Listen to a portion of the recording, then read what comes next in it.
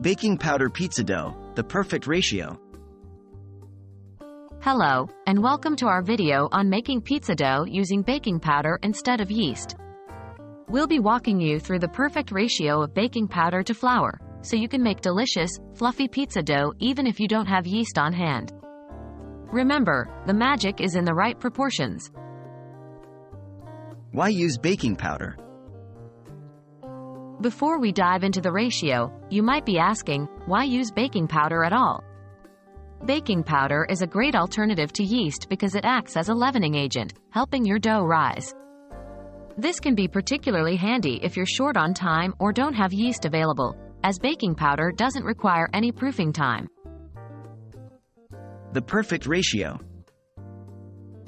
So, what is the perfect ratio of baking powder to flour?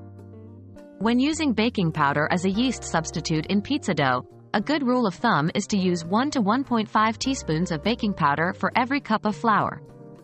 Why is this ratio ideal?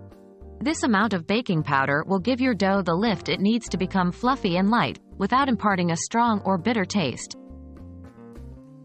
How to mix your ingredients. When incorporating these ingredients, always start by mixing the baking powder into the flour before adding any wet ingredients. This ensures the baking powder is evenly distributed throughout the dough. If it's not properly mixed, you may end up with uneven rising in your pizza crust.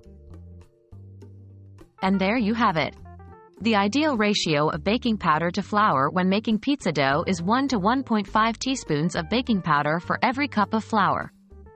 This is a game changer for those times when you're out of yeast or in a hurry. We hope this tip helps you in your pizza making adventures. Until next time, happy baking!